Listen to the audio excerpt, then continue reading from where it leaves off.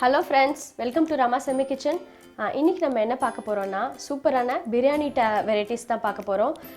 நம்ம கிச்சன்லயே வந்து நிறைய ரைஸ் வெரைட்டிஸ் நான் போட்டுருக்கேன்.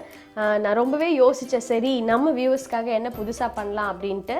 ஸோ நான் டெய்லி என் பசங்களுக்கு யோசிச்சு என்ன செஞ்சு கொடுக்குறேன் அப்படின்னு யோசிக்கும்போது எனக்கு பிரியாணினா என் பசங்களுக்கு ரொம்ப பிடிக்கும். ஸோ அதே மாதிரி லஞ்ச் பேக் பண்ணுறதுக்கோ இல்லை டெய்லியுமே வந்து ஒரு டிஃப்ரெண்ட்டாக செஞ்சு கொடுக்கணும் அப்படின்னு ஆசைப்படுறவங்களுக்கு கண்டிப்பாக இது யூஸ்ஃபுல்லாக இருக்கும். ஸோ என்னென்ன பிரியாணினா மசாலா கீ ரைஸ் பண்ணியிருக்கேன், இன்ஸ்டன்ட் வெஜிடபிள் பிரியாணி, கடாய் பிரியாணி, சோயா பிரியாணி. இது வந்து கடாயிலே நம்ம பிரிஞ்சி ரைஸ் எப்படி பண்ணுறது அப்படின்னு தான் நான் பண்ணியிருக்கேன். எல்லாமே நல்லா வந்திருக்கு, டேஸ்ட்டாக இருக்குது, ஈஸியாக பண்ணிடலாம். நம்ம பிரியாணிக்காக ரொம்ப மெனக்கடணும்னு இல்லை, ரொம்ப ஈஸியாக பண்ணிடலாம். மிஸ் பண்ணாமல் இந்த வீடியோவை பாருங்கள், ஒவ்வொன்றும் ரொம்ப ஈஸி தான். வாங்க இப்போ இதை எப்படி பண்ணுறதுன்னு நம்ம பார்க்கலாம். இப்போ நம்ம மசாலா கீ ரைஸ் எப்படி பண்ணுறதுன்னு பார்க்கலாம்.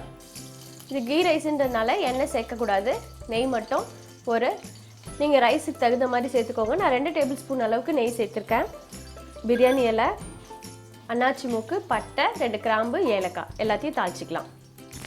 சீரகம் ஒரு 1/4 டீஸ்பூன் அளவுக்கு சீரகம் சேர்த்துருக்கேன். இப்போ நம்ம போட்ட மசாலா நல்லா பொரிஞ்சதுக்கு அப்புறமா முந்திரி பருப்பும் பாதாம் பருப்பும் சேர்த்துக்கலாம். அதுவும் எண்ணெயில் நல்லா வறுத்துக்கோங்க. இப்போ வெங்காயம் நான் ஒரு 2 மீடியம் சைஸ் வெங்காயம் நைஸாக கட் பண்ணி சேர்த்துருக்கேன். வெங்காயம் வந்து கொஞ்சம் ஒரு 1/4 அளவுக்கு வதங்கியிருக்கு. இப்போது பச்சை பட்டாணி சேர்த்துக்கிறேன்.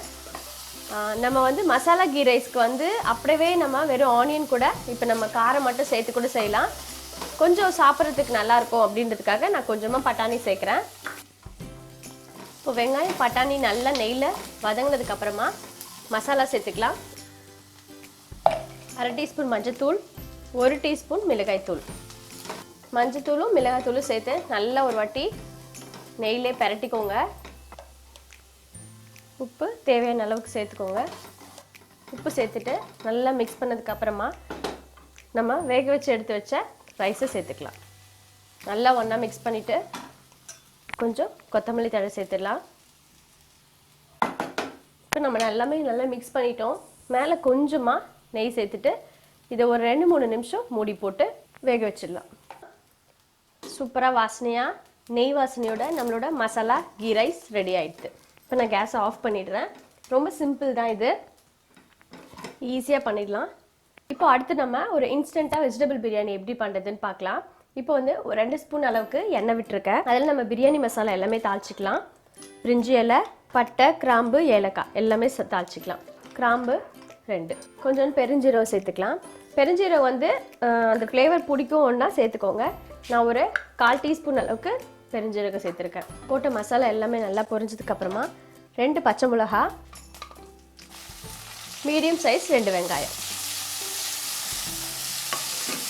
வெங்காயம் நல்லா சாஃப்டாக வதங்கினதுக்கப்புறமா இப்போ நம்ம இதில் மசாலா எல்லாமே சேர்த்துடலாம். மிளகாய்த்தூள் 1 டீஸ்பூன், மஞ்சத்தூள் 1/2 டீஸ்பூன், 1 டீஸ்பூன் வந்து பிரியாணி மசாலா, சீரகத்தூள் 1 டீஸ்பூன். இது எல்லாமே எண்ணெயிலே நம்ம சேர்த்துடலாம்.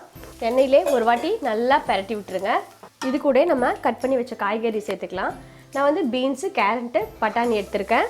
அது கூட காலிஃப்ளவரும் போட்டுக்கலாம்.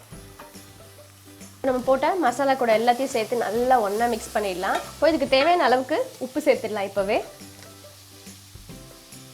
உப்பு சேர்த்துட்டு நல்லா மிக்ஸ் பண்ணிக்கோங்க. இப்போ கொஞ்சம் புதினா தழை சேர்த்துக்கலாம்.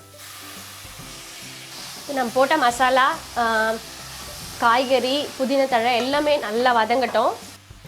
இப்போது காய்கறி ஓரளவுக்கு வதங்கினதுக்கு அப்புறமா 2 டேபிள் ஸ்பூன் அளவுக்கு நான் தயிர் எடுத்து வச்சுருக்கேன். அது இதில் சேர்த்துடலாம். தயிர் சேர்த்துட்டு நல்லா மிக்ஸ் பண்ணிவிட்டு கொஞ்சமாக தண்ணியும் சேர்த்துக்கலாம். ரைஸ் வந்து ஆல்ரெடியே வேக வச்சதுனால இதில் தண்ணி நிறைய சேர்க்க வேண்டாம். இது மூடி போட்டு ஒரு 5 நிமிஷம் நல்லா வேகட்டும். காய் நல்லா சாஃப்டாக வெந்ததுக்கப்புறம் நம்ம ரைஸ் சேர்த்தா நம்மளோட இன்ஸ்டன்ட் வெஜிடபிள் பிரியாணி ரெடி ஆகிடும். இப்போ நம்ம ஓப்பன் பண்ணி பார்த்துடலாம். நடுவில் திறந்து கலந்து விடுங்க. இதான் எல்லா பக்கமும் நல்லா சமமாக வேகும் உங்களுக்கு. நம்ம காய்கறி நல்லா வெந்துச்சு. இஞ்சி பூண்டு பேஸ்ட் வந்து சேர்த்துக்கலாம் நீங்கள் வெங்காயம் வதக்கும் போதே. இன்றைக்கி நான் சேர்க்கல, உங்களுக்கு அந்த ஃப்ளேவர் பிடிக்கும் அப்படின்னா நீங்கள் சேர்த்துக்கலாம். இப்போ காய் நல்லா வதங்கி வாசனை நல்லா வருது. இப்போ நம்ம ரைஸ் சேர்த்துக்கலாம்.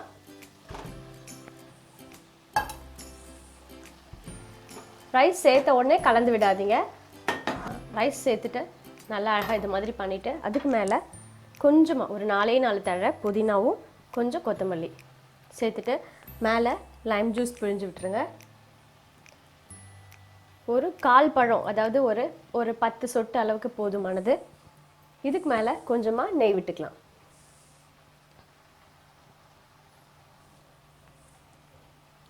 இப்போ இதை மூடிடலாம். கேஸை சிம்மில் வச்சுக்கோங்க. ஒரு 5 நிமிஷம் இதே மெத்தட்லேயே இருக்கட்டும். அப்போ நம்மளோட வெஜிடபிள் பிரியாணி ரெடி ஆகிடும். சூப்பராக ரெடி ஆகிடுது. கேஸை ஆஃப் பண்ணிடுறேன் நான். இப்போ நம்ம போட்ட அந்த லெமன் ஜூஸ், நெய் எல்லாமே நல்லா மிக்ஸ் ஆகிற மாதிரி ஒரு வாட்டி கலந்து விட்டுக்கோங்க. சூப்பராக நல்ல கமகமன்னு இன்ஸ்டண்ட்டாக வெஜிடபிள் பிரியாணி ரெடி ஆகிடுது. இப்போது நம்ம கடாய் புலாவ் எப்படி பண்ணுறதுன்னு பார்க்கலாம்.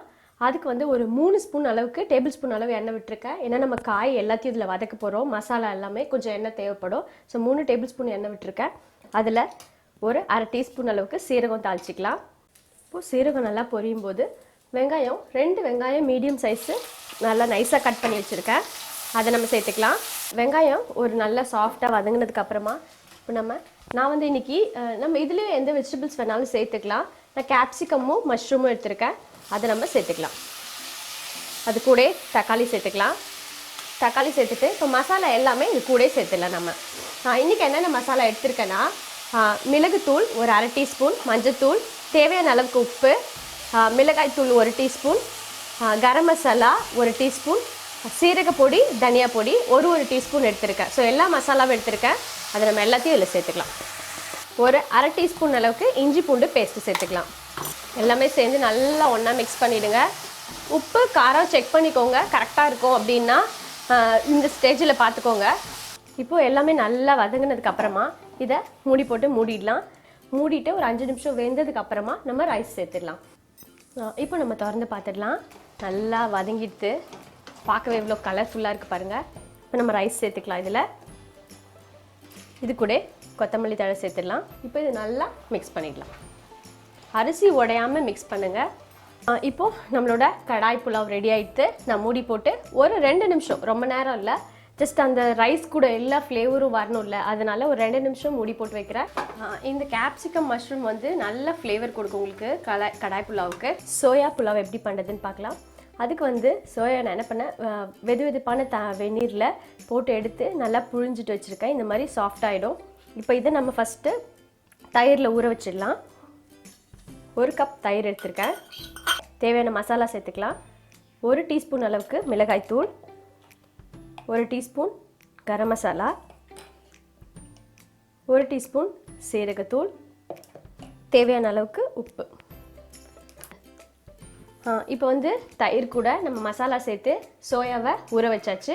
இது நல்லா ஒரு 1/2 மணி நேரம் நல்லா ஊறட்டும். 2 டேபிள் ஸ்பூன் அளவுக்கு எண்ணெய் கடாயில் நான் வச்சுட்டேன்.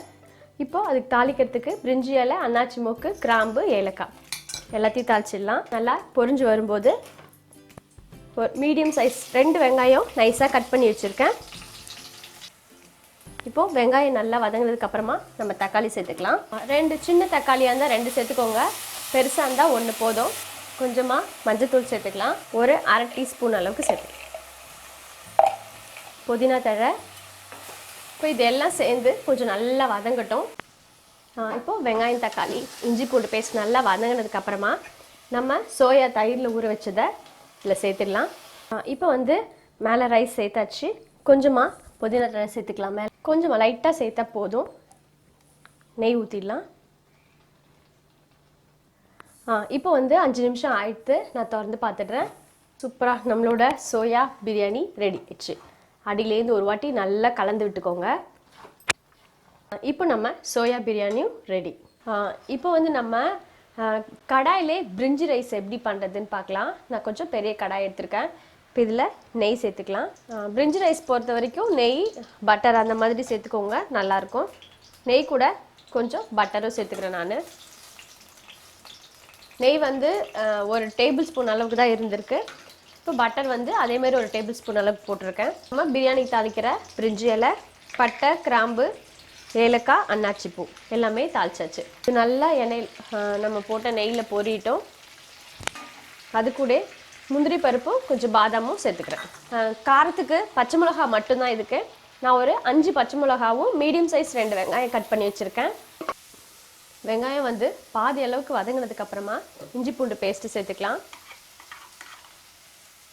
ஒரு 1.5 ஸ்பூன் அளவுக்கு சேர்த்துக்கிறேன். டீஸ்பூனால் 1.5 ஸ்பூன் சேர்த்துக்கிறேன். இஞ்சி பூண்டு பேஸ்ட்டு சேர்த்துட்டு நல்லா வதக்கினதுக்கப்புறமா காய்கறி சேர்த்துடலாம். கலர் ப்ரௌனாக மாறாமல் பார்த்துக்கோங்க. இன்றைக்கி வந்து கேரட்டு, பீன்ஸு, காலிஃப்ளவர், பட்டாணி, மஷ்ரூம் எடுத்திருக்கேன்.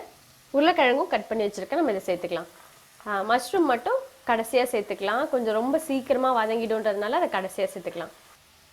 இப்போ நம்ம போட்ட காய்கறி ஓரளவுக்கு வதங்கினதுக்கப்புறமா மஷ்ரூம் சேர்த்துக்கலாம். இப்போது காயெல்லாம் வதங்கினதுக்கப்புறமா இதில் நம்ம அரிசி சேர்த்துக்கலாம். அரிசி சேர்த்து ஒரு வாட்டி நல்லா வதக்கிட்டு அப்புறமா தண்ணி சேர்த்துக்கலாம். அரிசி உடையாமல் ஒரு வாட்டி கலந்துக்கோங்க நல்லா. இப்போது நம்ம அரிசியோட காய்கறி எல்லாம் சேர்ந்து கலந்தாச்சு. இப்போ தேவையான அளவுக்கு தண்ணி சேர்த்துடலாம். தண்ணி வந்து நீங்கள் எதால் அரிசி அளக்குறீங்களோ அதால் குக்கர்னா 1க்கு 1.5 தண்ணி போதும். இப்போ நம்ம கடாயில் பண்ணுறதுனால 1க்கு நான் 2 தண்ணி வைக்கிறேன். இப்போ இதுக்கு தேவையான அளவுக்கு உப்பு போட்டுடலாம். புதினா இந்த நேரத்தில் சேர்த்திங்கன்னா புதினா கலர் சேஞ்ச் ஆகாமல் அதோட வாசனை நல்லா சூப்பராக இருக்கும் ரைஸில் வரும்போது. இப்போ உப்பு சேர்த்துட்டு நல்லா ஒரு வாட்டி கலந்து விட்டுட்டு டேஸ்ட் பாருங்கள். உப்பு லைட்டாக கரிக்கிற அளவுக்கு இருக்கணும். இப்போ இதை மூடி போட்டு மூடிடலாம். நல்ல ஒரு கொதி வந்ததுக்கப்புறம் உப்பு டேஸ்ட்டு பார்த்துட்டு நம்ம திருப்பி கலந்துட்டு மூடி வச்சிடலாம். இப்போது நான் திறந்துட்டேன். நம்ம ஒரு வாட்டி நல்லா கலந்து விட்டுருங்க. கேஸை மீடியம் ஃப்ளேமில் வச்சுக்கோங்க. பொறுமையாக நின்று காயும் வேகணும், ரைஸும் வேகணும். ஸோ அந்த தண்ணியும் கரெக்டாக வெந்து வரைக்கும் ஒரு 10 நிமிஷம் நல்லா வேக வச்சு நம்மளோட பிரிஞ்ச் ரைஸ் ரெடி ஆகிடும். நடுவில் ஒரு வாட்டி நான் திறந்து கலந்து விட்டேன். ஏன்னா எல்லா இடமும் மிக்ஸ் ஆகணும் அப்படின்றதுக்காக. இப்போ கரெக்டாக தண்ணி ஃபுல்லாக ட்ரை ஆகிடுது. உங்களுக்கு இந்த மாதிரி தான் இருக்கணும். கொஞ்சம் லைட்டாக அந்த குழக்குழப்பு இருக்குது, ஈரத்தன்மை இருக்குது. இப்போ இது வந்து நம்ம லாஸ்ட்டாக கொஞ்சமாக புதினத்தழை மேலே போட்டுட்டு நெய் ஊற்றி நம்ம தம் வைக்கிற மாதிரி கேஸ் ஆஃப் பண்ணிவிட்டு மூடி மட்டும் வச்சா போதும். கொஞ்சமாக சேர்த்தா போதும். ஏற்கனவே நம்ம நெய், பட்டர் எல்லாமே வந்து சேர்த்துட்டோம். லைட்டாக சேர்த்தா போதும். இப்போ மூடி போட்டு மூடிடலாம். ப்ரெட்டு வந்து நெய்யில் நான் தோசைக்கல்லே போட்டு வாட்டி வச்சுருக்கேன். நீங்கள் நெய்யில் வந்து பொரிச்சு எடுத்திங்கன்னா இன்னும் கொஞ்சம் நல்லாயிருக்கும். ஸோ இந்த மாதிரி பண்ணிவிட்டு நீங்கள் இந்த மாதிரி பிரிட்ஜ் ரைஸில் சேர்த்திங்கன்னா சூப்பராக இருக்கும். அது வந்து ஊறிட்டு சாப்பிடும்போது நம்மளோட பிரிஞ்சி ரைஸ் ரெடி ஆயிடுச்சு. கடாயிலையும் நம்ம சூப்பராக பிரிஞ்சி ரைஸ் செய்யலாம். ஸோ எல்லா வெஜிடபிள்ஸோட ஈஸியாக கடாயிலே நம்ம வெஜிடபிள் பிரிஞ்சி ரைஸ் பண்ணிடலாம்.